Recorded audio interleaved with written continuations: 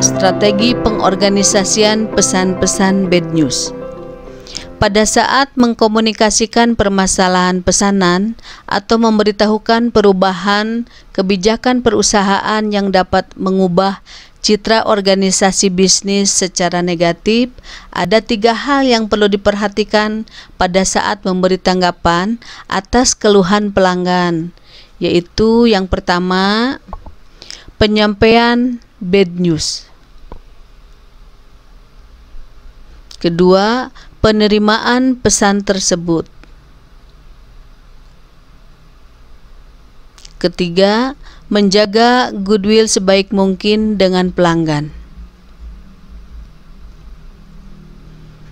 Berikut ini ada cara pengorganisasian pesan-pesan bad news, yaitu sebagai berikut. Menciptakan audience center tone. Perhatikan nada atau intonasi dalam penyampaian pesan bad news.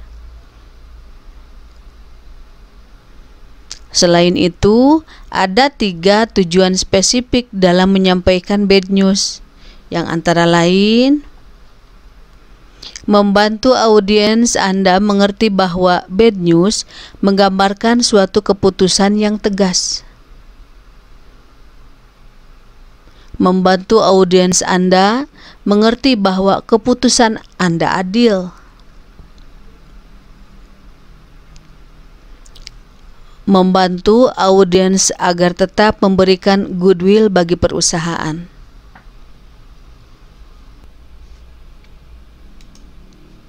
B. Mengkomunikasikan informasi dan jawaban negatif. Dalam dunia bisnis, seringkali memberikan jawaban langsung sebagai bentuk penolakan atau ketidaksetujuan terhadap sesuatu menjadi hambatan dalam berkomunikasi. Dalam situasi yang seperti itu, keterampilan komunikasi seseorang komunikator diuji kemampuannya untuk mengatakan tidak dengan tetap menjaga hubungan yang baik dengan berbagai pihak di kemudian hari.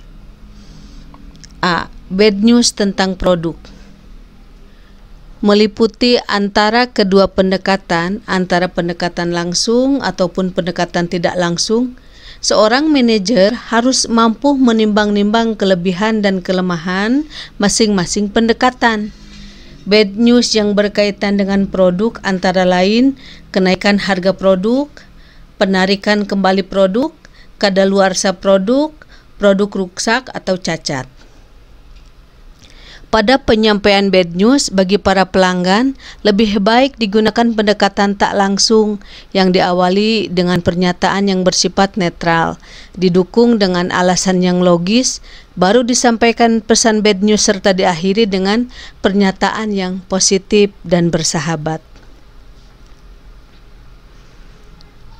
B. Penolakan kerjasama.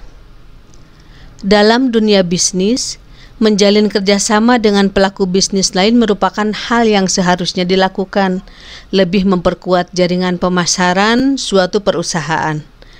Namun, dalam praktiknya bisa saja terjadi suatu penolakan kerjasama bila mana bentuk kerjasamanya merugikan di pihak lain. C. Penolakan undangan.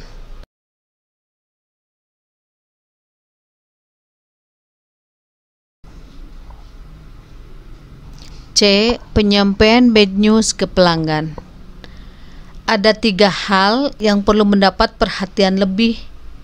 Bagaimana menjaga pembaca agar tetap merasa baik dan dapat meneruskan hubungan bisnis di kemudian hari dalam menyampaikan bad news ke pelanggan.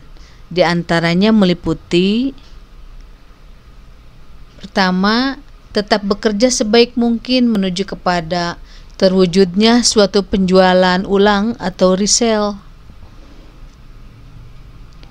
Yang kedua, tetap menjaga instruksi atau informasi tambahan sejelas mungkin.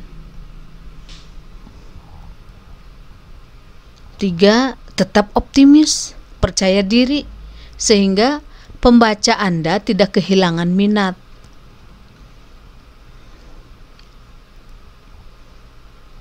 D. Bad news tentang orang. Di bawah ini adalah beberapa bad news tentang orang yang dimana fokusnya ada dalam organisasi bisnis, yaitu yang pertama, penolakan menulis surat rekomendasi. Kedua, penolakan lamaran pekerjaan.